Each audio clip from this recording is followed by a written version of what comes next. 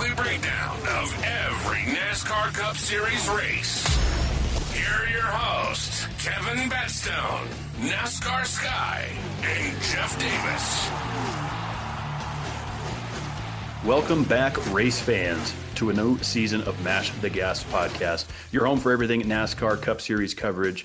My name, Kevin Batstone. Joining me shortly, Mr. Jeff Davis. And, of course, NASCAR Sky will be back with us for the coverage of the Daytona 500 and the remainder of the season. She is away on a family leave. Jeff, it's been 13 weeks since we've recorded. A lot has happened in the offseason. We were supposed to be talking about the Clash right now at Bowman Gray, but a little bit of weather came in. So a lot to break down here for the 2026 season. Jeff, good to be with you. I'll tell you what, Kevin, it's so nice to be back on air and just doing the things that we love. You know, it's our favorite sport. It's our favorite hobby. I love it, man. So it's great to be back on air with you, buddy. But yeah, let's talk about it. Bowman Gray, who would have thought it got snowed out? I mean, that's just crazy to me. Seeing that much snow hit the Carolinas. And I know you screenshotted me a picture of Eric Jones helping clean off the stands. I thought that was pretty awesome.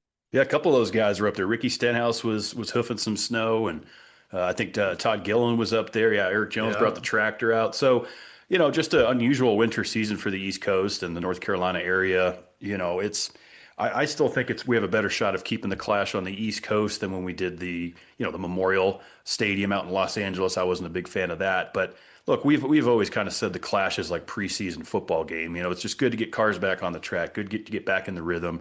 You know, figure out what the points is going to look like, which we're going to dive into here in a bit. But yeah, I mean, here we are. It's Monday. The Clash is going to be run on the 4th. They've obviously had to mix some things up, Jeff, with the way they were going to do it. They had to push the wheel and modified race, postpone that. But they're still going to get it in 6 p.m. Eastern, Wednesday evening. You know, we still have a race to run. And according to the Weather Service, they're saying that it could be in the rain. That's going to be crazy. I mean, you know, I totally agree with you. I'm glad it's not in Los Angeles anymore. That track just wasn't appealing to me. But, the old school Clash that was ran at Daytona, occurred in 2020. That was like the last year that we did it. And it was a wreck fest, but it was fun. But, that started in, I think, 1971 through 2020, I believe. So it's weird kind of getting it back out here on the East Coast, but just really weird on the weather. We've talked about these kind of tracks quite often that there's a possibility you can have some weather in certain areas of the country this early. I mean, heck, we're just barely out of January, Kevin. Well, and that's the thing, right? I mean, we always knew it as the Budweiser Shootout. It always kicked off speed weeks in Daytona. But the weather's been so wild this year, Jeff. I looked, Daytona was 35 degrees. Orlando, Kissimmee, all these places have been freezing. Denver, Colorado is warmer than parts of Florida. So, had we moved it back to Daytona, we might not have been dealing with snow, but the cold still would have been an issue. Yeah, it would have. And actually, it was 1979 to 2020 when we were doing it at Daytona. The original format was 23 drivers in the event and then the 20-lap shootout. So I like the way that they have changed it because, when it was back in Daytona, the guys that were running were the only people that were pole setters from the previous year. So it was kind of iffy on who was going to be in now versus back then. Yeah, it's true. And obviously we're comparing it now to a quarter-mile track, right? The madhouse, as they call it here at Bowman Gray. I was excited for the idea to take it to Winston-Salem. It's North Carolina roots. It's short track roots. I personally feel like these race cars that we're running now in 2026, we know we're going to have a little bit more horsepower this year, Jeff, especially on the short tracks. So nice. I'm kind of curious to see what that's going to do for passing and being able to kind of throttle up out of the corner. I don't really think we're going to get a good look at that until we get closer to Phoenix, Martinsville, Richmond. A quarter mile is just not enough, I think, to really see what this new package is going to do. Yeah, I can't wait to see the 750 horsepower on the track. I think it's going to be a blast. I think it can't get any worse, put it that way, than the package we had last year for short tracks. So that's another thing that I'm really excited to see for this year, Kevin. Well, and yeah, I think you segue into a good point here, Jeff, and that is a lot of changes in the offseason. I think before we dive into that, I just want to take a moment to obviously reflect on the loss of Greg Biffle and his family, Dennis Hamlin and everything that Denny Hamlin went through with the fire. A lot of loss in this offseason. Yeah, and I like how, Garrett Mitchell put it. He's like, be like Biff, man. I was just tremendous loss. He was such a humanitarian, and all the flights he did for the floods, during the floods themselves in North Carolina, and even the aftermath when he was helping drop off like chainsaws, from his helicopter. And they had a lot of guys there. Garrett Mitchell was one of them. But one of the things that I was pulling up a few stats on the Biff. Let's go, back to NASCAR here a little bit, but I was thinking about the Craftsman Truck Series. Of course, Corey Heim's got the most wins in history, from last year having 12 wins. And I thought Kyle Busch was in second place, but I was off by one race, man. Greg Biffle had 9 wins in the Craftsman Truck Series when he was running it in 1999. So he's second on the all-time win list for a number of wins in one season, Code. The Biff put up a lot of numbers back then, and he came up quick. He came up through the rankings quick. Jack Roush saw something in him, put him in that 16 car, and he found success. He made a championship run, came up runner up to the championship, back when it was a little bit of a different points format. He won down there in Texas. That's back when Roush Fenway had a lot of success on the mile-and-a-half programs. Yeah. Just a great career. And then he stuck around. He coached, as you said, Garrett Mitchell, also known as Cletus McFarland, kind of coached him through his ARCA debut. I know Cletus is going to be running some races here in 2026, but just a great guy. They had that memorial service for him in Charlotte. It was a huge turnout. Just a tragic event. Yeah, it's very, very unfortunate. You never want to see that happen to anyone, but to see the whole family just pass at the same time, it was just heartbreaking. Especially to a guy that's that good of a person. It's you see some of these people that just do so much for other people, and like I said, a humanitarian and everything that they've done, and to see someone like that get taken away is just sad. But anyway, we got to get on to good times, man. But yeah, be like Biff, people. Be like Biff. Be like Biff. R.I.P. Dennis Hamlin. We're wishing his mom a speedy recovery. Last I had heard from Denny, Bob Pocker sat down with him. He said that she is improving day in and day out, so that's good. I know, look, Denny's had a busy offseason. We had the lawsuit, 2311 versus NASCAR. Didn't have to go to a jury. They were able to get a settlement on this, Jeff. A lot of optimism in NASCAR right now for where the sport's headed with rev share, with grandfathered charter teams. It was a big, big win for the teams, and I think that this is a good thing. We can put this behind us now. We can get back to racing and building the sport. Obviously, we know that Steve Phelps is no longer the commissioner of this sport. My understanding is Steve O'Donnell will remain president, taking on absorbing some of his duties, and Ben Kennedy is going to be handling a little bit more of the day-to-day as well. I don't think they're going to put a body in there for Steve Phelps. And look, I think Steve was great for the sport. I think he did a lot of things. He innovated it. He made a couple comments that cost him his career. Great guy, and that's really all I'll say publicly on Phelps. Well, we met him a couple times. He was always very, very cordial and nice with us and everything. But yeah, what he said about old Richard Childress was, unfortunate on his part, and he's definitely regretting it now. But kind of back to Denny Hamlin a little bit. Obviously he had some terrible loss, like you said, over the off season. But with the lawsuit out of the way, which is great, I was pulling up some of his stats and looking at like the tracks that he's won at and the ones that he hasn't. He's got quite a lot of wins. Obviously he's won 7 races at Pocono, 6 at Martinsville. But we already know this a little bit. Denny is not that good at road courses. Like the courses he has 0 wins at are the Chicago Street Course, Road America, Coda. He got 1 win at Watkins Glen. We'll give him that.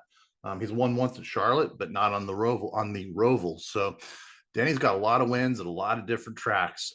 But as far as we do with our fantasy lineups, because we always talk about our fantasy, I'm not going to be choosing him very much on his road courses unless I see some improvement with Denny.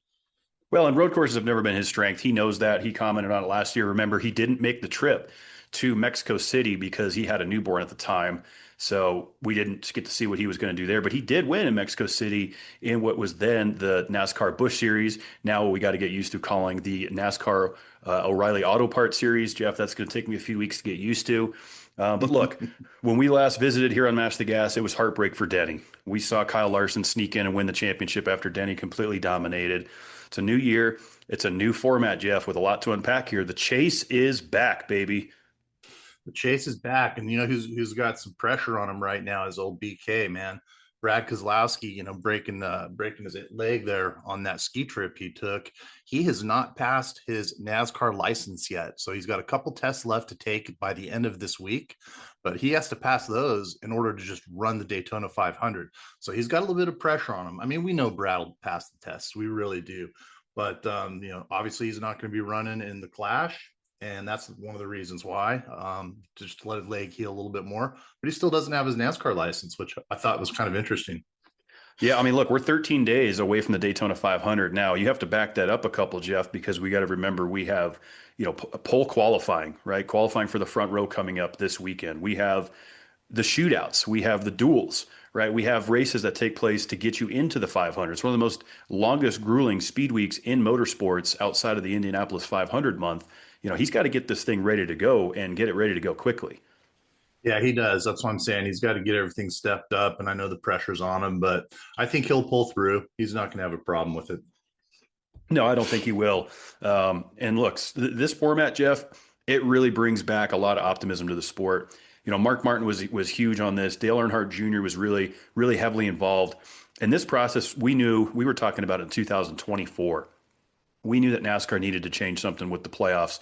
No more win and you're in, folks. It's gone. No more elimination rounds. It's gone. It's 36 races. We know we're still going to have a 26 race regular season, Jeff, with the winner of that regular season getting a significant point advantage when we look at it. They will come in with a 100-point advantage over 16th place.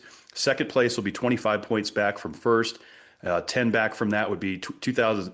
So it starts at 2,100 points to get in. Second place will be at 2,075, 2,065, and then drops 5 points all the way back to 16th. I think just looking at this thing off the bat, if you're not in the top 6 to 8 going into this thing, Jeff, it's going to be extremely difficult to make up that point swing. Yeah, it really will. And this is, I'm so glad we're going back to this format because it's going to bring out consistency again. Like you mentioned, the no win and you're in.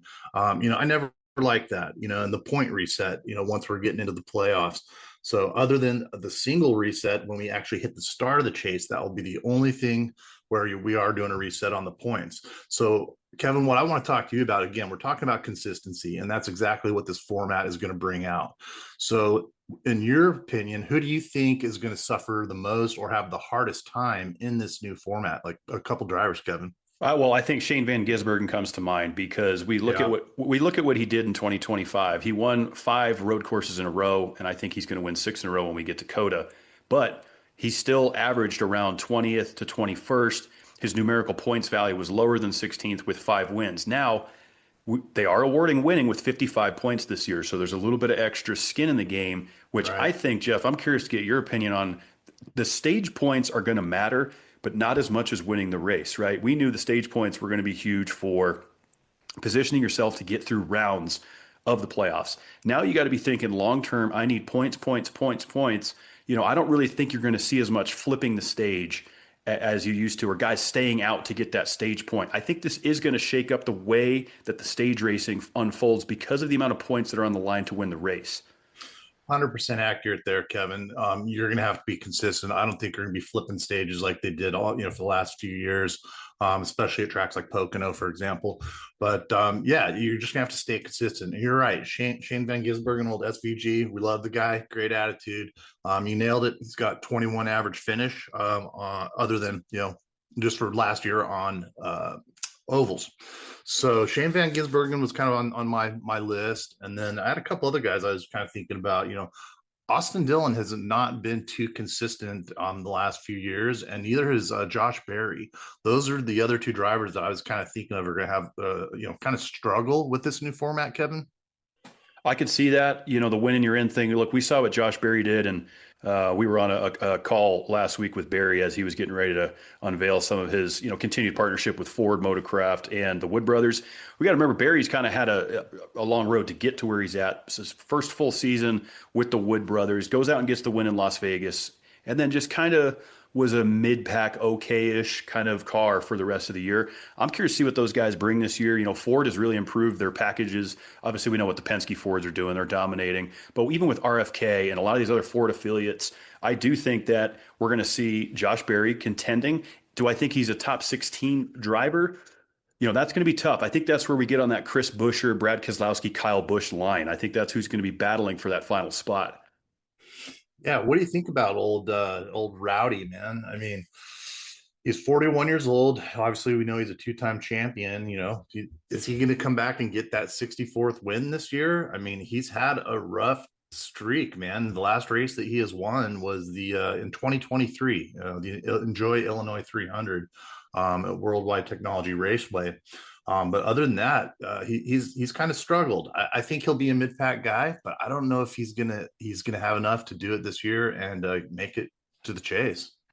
Yeah, it's tough. You mentioned his teammate Austin Dillon, who has struggled right beside him. And we talked about RCR struggling a lot last year. Childress is tired of hearing it, and he's gone to work and brought in some of the best engineers, some of the best guys that have been around the sport and know how to find ways to win races. And on the equipment side, right? On the driver's side, I think Kyle Busch is 100% capable. I don't think he's lost his edge. I don't think people said this about Jimmy Johnson late in his career when he was in that 48 car. And when you look at what Hendrick Motorsports did that year that they were comparing Jimmy, Hendrick was just a little off that year. So I think if RCR can bring fast race cars, qualify in the top 10, I do think Kyle Busch goes out and gets 1 or 2 wins this year, Jeff.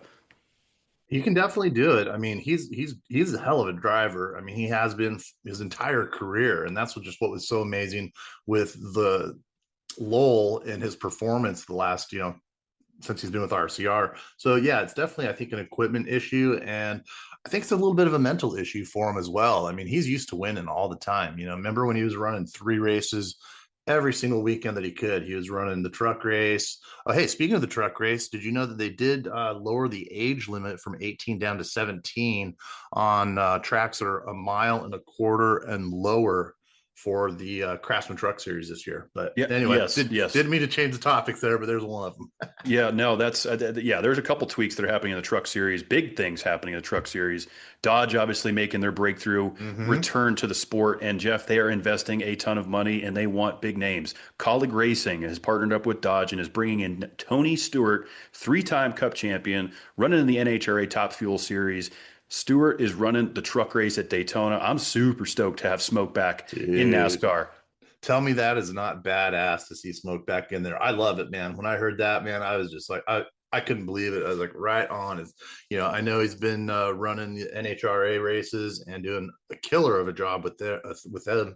And so, yeah, excited to see what he can do in the Truck Series this season. Well, and Leah Pruitt stepping back in, Jeff. Leah had stepped out of the race car because of maternity leave, if you will. Tony and Leah had a child. Tony stepped in and did a phenomenal job. Went out there, won races, was battling for a points championship. The guy's just unbelievable. The amount of respect that we have for Smoke, we've always talked about. Just the guy can win on dirt. He can win on a dragway. He can win on a super speedway. He can win in anything. And I think this was a smart move for Colleague. I know Dale Jr. was joking because Junebug says he won't run anything but Bristol for the rest of his one-off career. He's like, ain't no way in hell I'd be running Daytona. He's like, that must be a big paycheck. Man, you gotta love old Junebug, man. He's a character. I love it. So hey, back to the new format. We talked about the guys that we thought might struggle a little bit. Who are the guys that you were looking at to have that consistency and say maybe the top 5 drivers that we're going to see probably in championship? I've got a few in mind, but what are your thoughts? Well, I think when we look at, because you have to take everything into consideration here now, we're not dealing with elimination races. So my picks for the last few years, I picked Blaney, I picked Denny Hamlin last year to win the championship at the top of the season. And I'll give you my championship pick now. And the reasons why is because of this format. I'm going Christopher Bell, because when we look at what Christopher Bell has done on a consistency standpoint, when we looked at the old Winston Cup points format, C-Bell was always in the top 3 for the last several years. And so I think consistency, and we didn't see C-Bell in victory lane a ton, right? But he was always there. He was always winning stages. He was in position to win races. And that is what's going to win you this championship when we get to Homestead, Miami, Jeff. Tell you what, Kevin, good thing we probably don't have Sky on here right now. We might all 3 be picking the same guy. I mean, Christopher Bell is super consistent. He recorded 22 top 10 finishes last year. That is consistency. Christopher Bell was definitely on my radar for the championship, and I'm not picking them this other one because I do love Hendrick, and I love Kyle Larson. He's a great guy as well. But when he won his first championship, he won 10 times that year. So if he can pull out that kind of consistency, and he had pretty damn good consistency last year as well, I think Kyle Larson and Christopher Bell are two of my top picks. But yeah, man, you hit it on the head with old C-Bell. Yeah, and I would include Ryan Blaney in this conversation, just because when I look at what Ryan Blaney did in the playoff format, there was a couple of years there, Jeff, where he got in on points alone, right? He pointed his way in and then found some success halfway through the playoffs, got to Phoenix and would win the race. Blaney was able to maximize on opportunities. So if Blaney can run the way he has, goes out and wins New Hampshire, we know he's good on a lot of different racetracks. I think Blaney's definitely going to be in the top 5 when we get seeded for the start of the chase.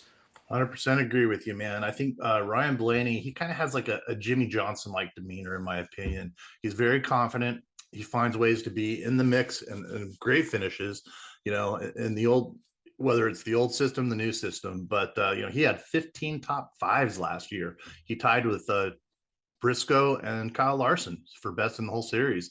So I think, he is going to be a dominant one to beat. So I think Briscoe is the only one I haven't mentioned. We talked about Larson and C-Bell. You brought up Blaney, but I also wanted to bring up Chase Briscoe, man. He did a kick-ass job last year, and I think he's going to be a contender this year.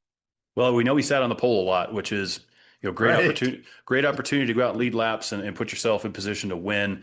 I do think that this format hurts guys like Joey Logano and Austin Cindric when we speak to Penske specifically.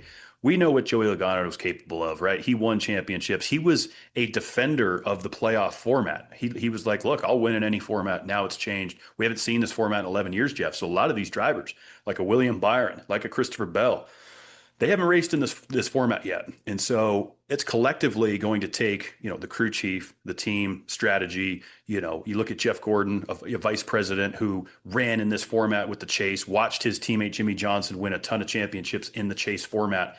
The strategy to the game has changed a little bit on how you're going to approach race weekends. It is. And I think I want to see Chad Knaus getting back up into crew chiefing out here, and put him up up there for well, I'm not going to say who. Just I'd love to see Chad Knaus back in the sport. There's a lot of good drivers he could represent, but all of Hendrick Motorsports has got pretty damn good crew chiefs, Kevin. Well, we know they're a championship caliber team, and I'm curious to see again, how does this affect William Byron? Is Byron going to be a guy that we're talking about week in and week out as a potential regular season winner and can dominate through the 10 races of the chase, right? I mean, because we know bad weeks are going to happen. And that's the thing about this format. You go out, you have a DNF, you blow a motor, you lose a little bit of ground a couple weeks in to the chase. Sure, there's no elimination races, but you still have to make up those points. And it's going to be so difficult when it comes down to the wire, when guys have enough of a lead where they can points race, Jeff. That's a term we haven't really used a whole lot since the chase format, since the Winston Cup days. A good points day puts the whole season together. I grew up a huge Jeff Gordon fan. I know you did too. And I watched him win those 4 championships. And oftentimes it came down to surviving good points days, capitalizing on opportunities. Jeff Gordon really did know how to do it. Jimmy Johnson, those two guys, when I saw those two racing in Texas, man, going back and forth, I think Gordon led majority of the laps on there. But, back then, old JJ, he only had 5 championships at the time. And I remember hearing him on the, all the old headsets, so we can listen to the pits talk and everything. And he's like, he passed him one time. And he's like, oh, that old 5-time didn't like that one. And they used to get in like kind of in heated arguments almost a little bit, but they were teammates. And, Jeff Gordon brought Jimmy Johnson into the sport. And then JJ just comes and dominates everything of every single format. Like I said, he's the only driver that has won in every single format. No matter what you put him in, he could win. And that's one of the reasons he is definitely one of the best of all time with his 7 championships, Kevin. Yeah, I mean, when you ask me who, obviously we know what the wins list look like, but when we talk about the greats of NASCAR, right, the top 5 greatest drivers of all time, you have to go Jeff Gordon, you have to go Richard Petty, Dale Earnhardt Sr., Jimmy Johnson, and then I would probably have to say David Pearson if I were to pick my top 5 of all time. Yeah, those are all good picks. I agree. It's it's those guys just always knew how to win, and they always had a pretty good attitude about it. I think Jimmy Johnson kind of had the most cool and collective attitude though out of anyone in the sport of all time. He was just whether it was good, bad, or I remember the one time when Kevin Harvick had an issue with him, and you know Jimmy didn't mean to wreck him. Went go over to talk to him, and Harvick straight up just shoved him at his hauler. It was just almost started a fight with him. And JJ was out there just trying to like, hey man, sorry, just wanted to explain myself. But when Harvick gets mad, I know he's mellowed out a lot in his age, but he's changed quite a bit. But Jimmy Johnson's just a great guy. Last year we saw him run a few races, and I think his average finish was about P30, somewhere right around there. So he doesn't quite have the mojo that he used to. It's different when you take that much time off and try to run races. Kevin. Well, but and you have to remember what Legacy Motor Club is trying to achieve, and I think that those guys, they might not have hit on what 2311 did. I don't necessarily think it's a financial thing, a sponsorship thing. I think it's an equipment thing, and I'm curious to see the improvement that organization brings to the racetracks. Jimmy is going to attempt to run this Daytona 500 here in 2 weeks, Jeff. So it's still great that he's going to be kicking around at a couple of races. I hope he has a couple good finishes. So we've got the Clash coming up here, Bowman Gray. Who's your pick for Wednesday night? Ooh, for Wednesday night for the Clash. Man, that one's tough because it's been so long since we've been on air, man. But I might have to go with Seabell. I think he's going to start off really, really strong. So I think he's going to win. I think Seabell's a good pick. We know Chase Elliott won this race a year ago. I think Chase is probably a guy you can keep an eye on. But I'll tell you who I like for this race is Ryan Blaney. Ryan Blaney. Short tracks kind of fit his style. It's bump and grinding. He dominated New Hampshire, which is a flat short track. A lot of braking, managing your stuff. Look, it's 200 laps A main on a quarter mile. So equipment failure, I don't think we're going to be worried about too much here at the Clash. But I think Blaney's going to get it done to kick it off. And then we head to the Daytona 500, the iconic race. Jeff, who do you got for Daytona? Well, Daytona, man, that's a tough one too because I might give that one up to Joey Logano. I think he can actually go out there and run it and do it. I mean, again, Daytona's always been kind of a crapshoot. But then we've got a few drivers that are open cars that are trying to run to get in, which will be, Corey LaJoie, BJ McLeod, Corey Hines are going to try to run it, and old Anthony Alfredo, JJ Yaley. They have to qualify to get in. Yeah, there is no easy way to make the Daytona 500. I mean, obviously, the easiest way to make it is to go out and get the pole, right? But that's not – look, you're going up against Hendrick Motorsports. You're going up against guys that bring fast race cars. I think you're going to see a Hendrick car on the pole, and then, of course, we have to get through the duels. So you can be locked into the race and, run around in the back in the duels and just survive. Not my favorite thing about super speedway racing. We kind of see the run around the back stuff. And then you're going to have guys that have to go for it and have to race their way in. And that's what I think makes the duels kind of fun to watch, Jeff, is there's a lot on the line for what we used to call the go or go home cars. Right, exactly. And I'm going with the 22, Joey Logano. I really do think he's gonna win this race, as long as he doesn't get caught up in mayhem. I think the 22 is a good pick. A lot of folks are picking Kyle Busch, right? Because Kyle hasn't done it. Last year was his 20th attempt. We saw Dale Sr. do it in his 20th. I'm not going to pick Kyle Busch. My pick might surprise you a little bit, but I think Denny Hamlin is going to hoist the Harley J. Earl Trophy for his fourth time and go out there and get it done. I think he's going to win this 500, man. He's coming off a tough offseason. He's great at super speedway racing. I think Denny gets it done.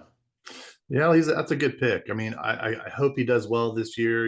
He's what, 40? Is he 46 yet? I can't remember if his birthday's happened yet or not. But, I know he was 40, the oldest guy in the sport last year because Kyle Busch is 41, 42. And I know Denny Hamlin's like 45.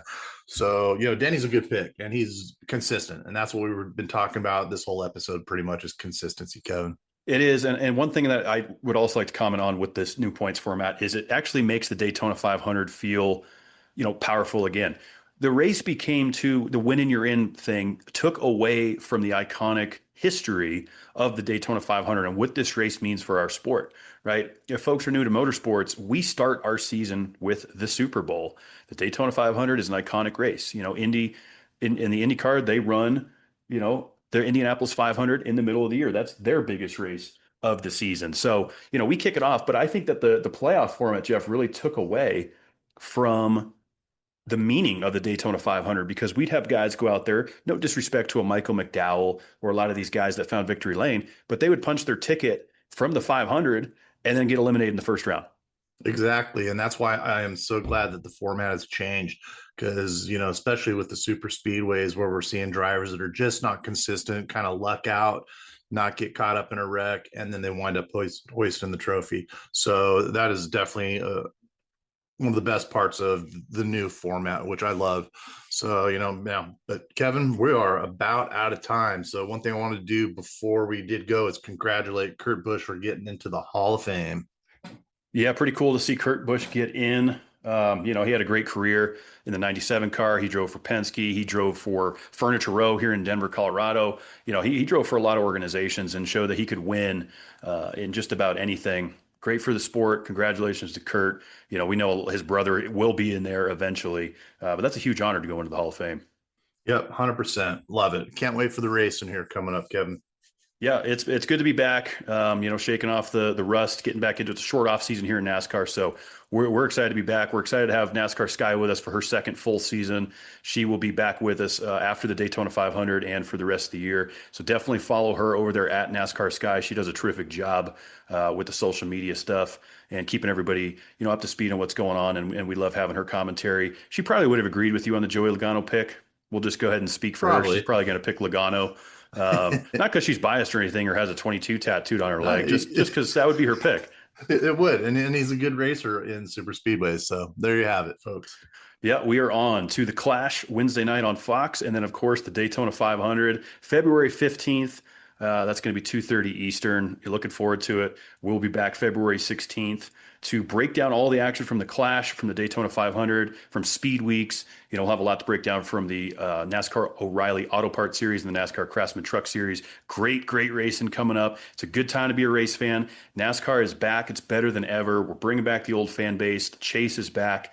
And of course, you're going to want to tune in every week to Mash the Gas podcast. Hit that subscribe button on YouTube. Hit that follow button on any listening platform so every episode comes right to your device. We appreciate your continued support.